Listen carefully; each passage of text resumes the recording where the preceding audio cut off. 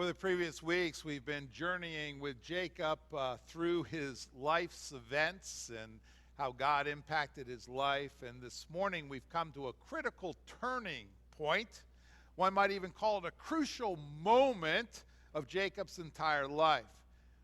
And what we must realize is that in each of us, just as in Jacob, there is some good and there is some bad. And this is exemplified throughout Jacob's life as we've been considering it. I mean, up until this point in time, Jacob has certainly lived up to his name, hasn't he? Taking every advantage that he can to try to get ahead in life. Most of what he does, to some, might be a little objectionable and offensive, but maybe at times he's thinking, hey, I got to look out for myself. I just need to get ahead. But sometimes we have to all admit that his ambition gets ahead of his wisdom, and he does some very unethical things. But all that's about to change. How dramatic is it going to be? Well, let's put it this way. When the sun goes down, his name is Jacob, but when the sun rises the next morning, he's Israel. Yeah, when he went to bed, he was known as the cheater. But when he got up, he was the man who had wrestled with God. For God gives Jacob a sign to carry with him, to remember that night. Because before that night, Jacob was in pristine physical health. But ever after, he would walk with a limp. That night, by the Jabbok, made all the difference. He met the Lord in a powerful way, and his life was changed forever. It has been said that a crisis never made any man. It only reveals what he already is. And that statement, in my opinion, is mostly true or almost always true concerning each and every one of us. From time to time, God brings certain people to crisis points that radically change their lives forever. But the crisis occurs. And before that crisis, the person looked at life one way. And then after the crisis, a person sees life in a totally new perspective. Jacob's crisis not only reveals what Jacob is, it also transforms him. When Jacob wrestled with God that night, he lost, but he also won. After all these years, you see, Jacob meets his match at midnight at the Jabbok River. Now, can I remind you of the setting? This is from the first portion that we read this morning from Genesis 32. Let's remember the time. This encounter with God takes place at the end of Jacob's 20 years in Haran. As we have discussed, those were not easy years. Most of the time was hard and difficult as Jacob chafed under Laban's domination.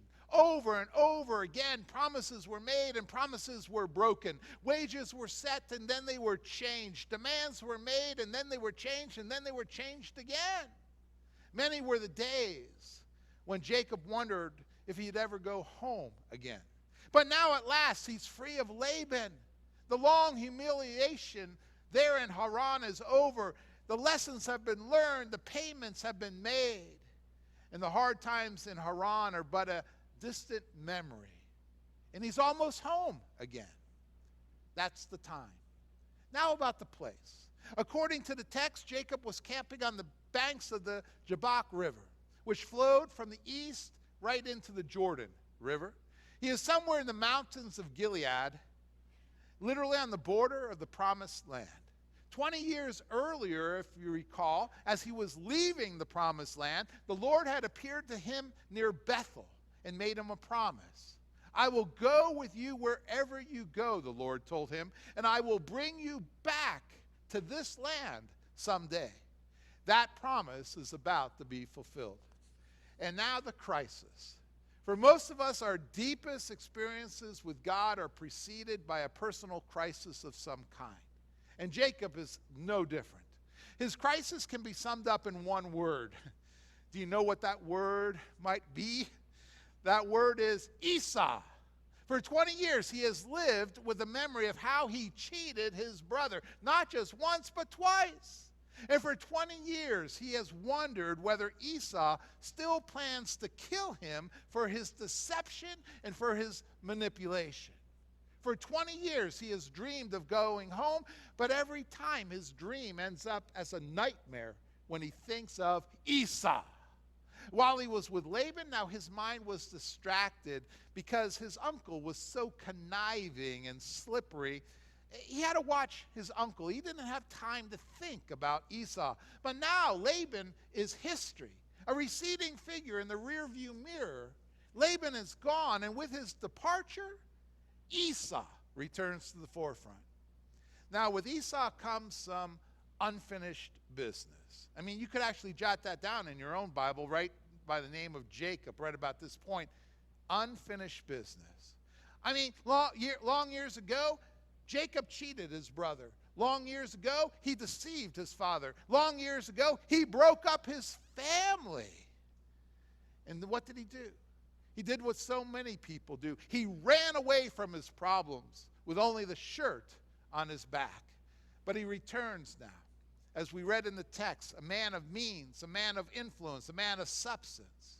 And yet there's just this one nagging detail from his past that still haunts him: Esau. Now that Jacob has come home, he has to face his brother. And from what we read earlier, you can understand why he was just a bit worried. Esau was out there. He was relatively close by. Jacob had actually sent messengers to meet Esau with a message of peace and reconciliation. And when the messengers returned, they brought an ominous report. We went to meet your brother Esau, and we found him, and now he's coming to meet you with 400 men. Sounds like Esau's ready for a street fight. Sounds like he wants revenge. I mean, 400 men? How would you feel? Doesn't sound very promising. Maybe Esau is planning just a little massacre to settle an old score with his conniving brother. Jacob, you see, is filled both with guilt from the past and fear in the present. All these events took place in the morning. Now night is falling on the Jabbok, and Jacob is left to wonder what tomorrow will bring. He's laying there struggling in his sleep. In a few hours, he will come face to face with the brother that he cheated so many years ago. Unfinished business. Most of us know about that. Maybe it's a broken relationship that you thought would heal over time. Maybe it's an unkind word that you said and you tried to grab it and shove it back in your mouth, but you missed. And so you ducked out of that situation, and you hoped that enough time would pass by that everyone would just forget about it. Maybe it's a broken promise. Maybe it's a job left incomplete. Maybe it's a task unfinished. A lie that you hoped would never catch up with you. You were counting on the fact that time would heal all wounds. Well, maybe a flesh wound, but not those wounds that go right down to the bone. I mean, mark it down. Sooner or later, you've got to come back and you need to face your unfinished business. You got to go back and confront your past. You got to face people that you've hurt. You've got to come clean about your mistakes. You got to own up to what you did. You can't just go through life hurting people left and right, saying it doesn't matter because, over time I've changed for the better. No, life doesn't work that way. Jacob is learning that truth the hard way. And as the memories of the past float back to condemn him and to make him feel guilty as he fears what's going to happen possibly tomorrow, he feels overwhelmed. God is preparing him for the decisive encounter that is going to change him forever. So Jacob, he decides he must do something to protect his family. I mean, that night Jacob got up and took his 2 wives, his 2 maidservants, his 11 sons. He crossed the ford of the Jabbok. And after he had sent them across the stream, he sent over all of his possessions with them. Jacob is on this side, home alone. Jacob is alone, and perhaps I ought to say alone at last. God has at last gotten Jacob exactly where he wants him. It's just Jacob and God now. Everyone else is on the other side of the river. Now God is ready to speak and to deal with Jacob. The greatest problem that God has with most of us is getting us to listen, to slow down long enough to hear God's voice. I mean, we're always on the move, always talking, never stopping to listen. I mean, here in Sun City West, we're constantly going through life in high gear. Retirement, hogwash. There's so much to do. And when God speaks to us, it's like listening to a faint radio station. You only catch about every fifth word on account of the static. We hear so many other voices that God's voice seems to fade in and fade out. God's number one problem with us is that he can't get us to slow down long enough to speak to us. He can't get us alone to have our undivided attention. I've gone into homes to visit at times, and there's 2 televisions on and 1 radio. How many of you will return home today and turn on the TV just to relax? So what does God do?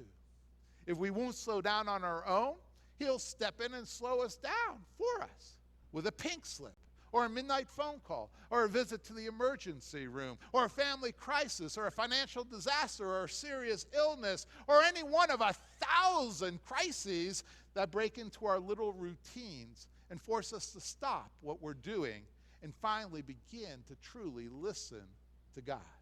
And that's what's happening to Jacob. God has arranged the circumstances so that he can get Jacob alone at a moment when he feels completely helpless. What happens next has fixed itself in the imagination of Bible readers for centuries. I mean, did it really happen? Was it a dream? Was it a vision? A figure like a man wrestled with Jacob till daybreak. And who was this stranger? We might say today, who was that masked man? When the man saw that he could not overpower Jacob, the text says, he touched the socket of Jacob's hip so that his hip was wrenched as he wrestled with the man. This is a bizarre scene. Again, I say, did this really happen? Was this a dream or was this a vision? I don't know. Jacob is preparing for bed, but he can't sleep. He's alone with his thoughts. He's watching the stars overhead and wondering what tomorrow will bring. When a man, that's what the text says, when a man suddenly appears before him. Who is he? Jacob doesn't know, and the man just isn't saying. Suddenly, the man grabs Jacob and begins to wrestle him to the ground. Jacob fights back. It's almost like he's desperate at this time, thinking it might be a bandit, or could it possibly be an assassin sent by Esau? On and on, the men wrestle, grabbing, struggling, rolling around in the dust, always aiming for some type of advantage, looking to pin the other man to the ground. And they do not talk to each other all night. Jacob appears to be battling for his life. The other man, who is he? Where did he come from? Hours pass, as neither man is able to gain an advantage. Jacob is exhausted, but he dare not stop and show any sign of weakness. I mean, what time is it anyways? 1 o'clock passes, 2 o'clock passes, 3 o'clock passes, 4 o'clock passes. It's coming up like on 5 a.m. The sun is about to rise. And at length, just as the first rays of light are streaking over the hills of Gilead, the mystery man reaches out, and the text says, touches Jacob's thigh, dislocating it immediately. Now, that word in the Hebrew text, the Hebrew word to touch, it means to touch ever so lightly. Just a touch. And Jacob feels his thigh bone pull out of its socket. Huge pain and incredible weakness. Now later, Jacob will discover that the man, this is in verse 30, was really God himself, described as the angel of the Lord. And I believe this mystery man, for myself, was actually the pre-incarnate appearance of Jesus Christ. If so, if that's the case, if this is God, why couldn't the man subdue Jacob? Well, he could.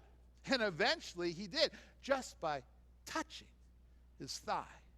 The man wrestled with Jacob all night to demonstrate to Jacob that no matter how much strength Jacob thought he had to overcome everything in the world, he was no match for God. Try as you might. But why did he touch Jacob's thigh? Because that is the largest and strongest muscle in the Bible. By touching his thigh, the man was deliberately crippling Jacob at the point of his greatest strength. It was an acted out parable, a lesson whose moral that Jacob could not miss. For when you wrestle with God, you always lose. Well, of course, this is an unfair fight. That's what most people say, because at the end, God cheats. He cheats, touching Jacob's thigh. It was unfair. At least that's the way it looks from the purely human perspective of things. According to the rules of wrestling, that isn't fair. But don't think that way. God is just and right in all he does. He never cheats.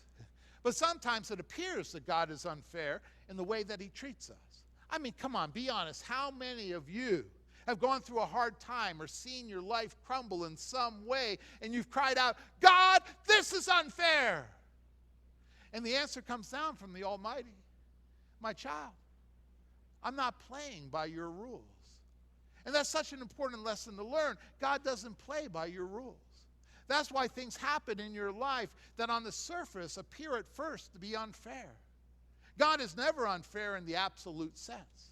But in order to accomplish his greater purposes, he is willing to do things in your life that may appear to you to be unfair. God's answer is always, my child, I love you so very much. I'm simply not playing by your rules. Now, the sun is rising. The mysterious visitor, who I think was God, is about to leave. But before he goes, he and Jacob have a brief conversation. First time they've talked all night. And in the conversation, we find 4 new things about Jacob.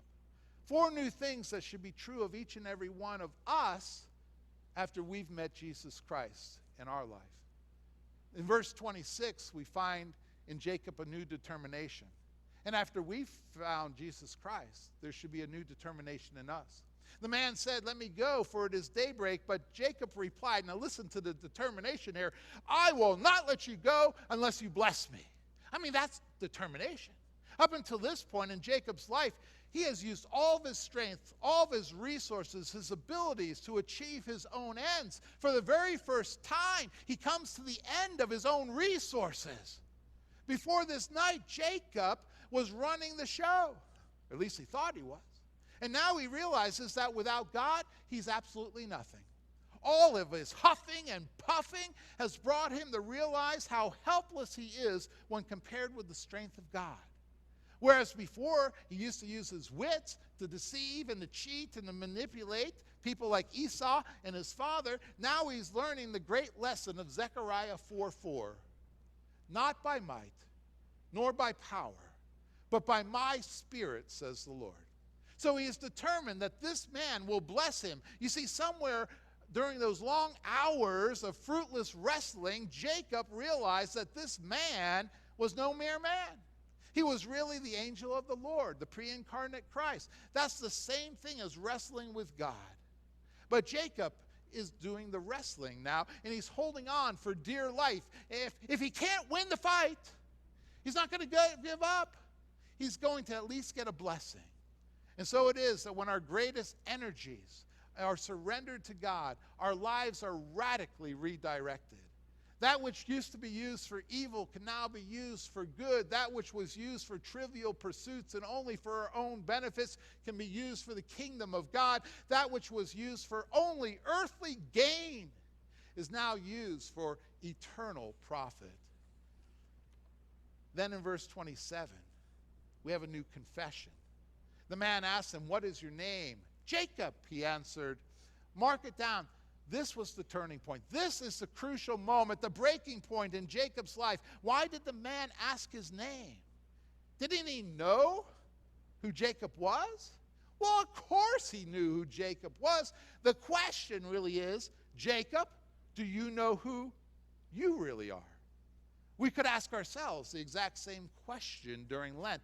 The name Jacob, it meant heel grabber and cheater and deceiver and supplanter. It had come to stand for the basic reality of Jacob's life.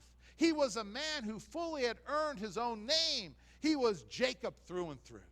So when the angel says, what is your name? He is really asking Jacob, are you ready to admit who you really are? And that's what Lent is all about. Reflecting and meditating with God. Can you be honest with yourself? Are you ready to confess the deep truths about yourself? And that's always hard to do. And most of us will do anything to avoid facing the hard truth about the way in which we live our lives. And yet you've heard it said, the truth will set you free. Over the course of my life, I've had to admit in my own life, at times that I've had an awful temper and would get angry so much. There was a time when I was so very selfish. It was either my way is the only way. Who cares about God's way? See, I needed a new confession. It's really, you see, all about God. And then in verse 28, a new name. The man said, your name will no longer be Jacob, but Israel, because you have struggled with God and with men and have overcome. The Hebrew text actually has a very fascinating wordplay going on here.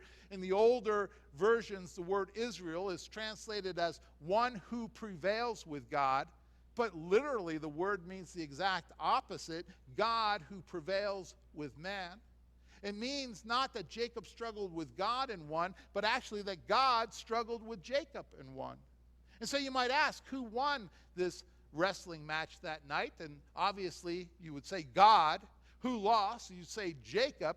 But then who really won? Jacob. That's the paradox of life. When we wrestle with God, we always lose. But when we lose, we actually win. Did not Jesus say something very similar? Whoever wants to save his life will lose it. Whoever wants to become great among you must be your servant. Whoever wants to be first must first become your slave. The last shall be first, and the first shall be last.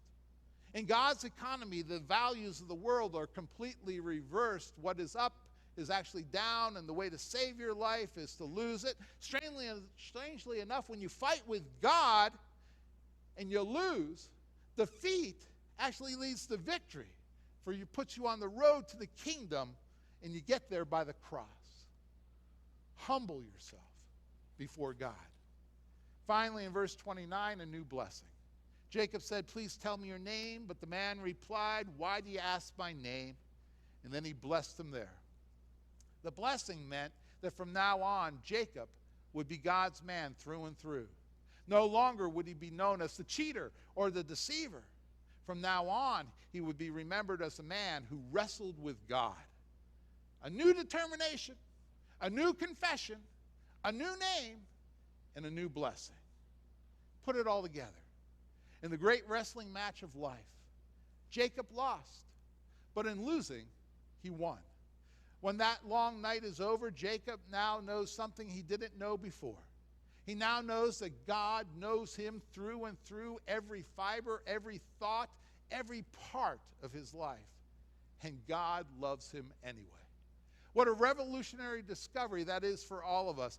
God knows every bit of our lives and still loves us anyways. When you realize that God sees right through your hypocrisy and yet loves you anyway, that truth can transform your life and change it forever.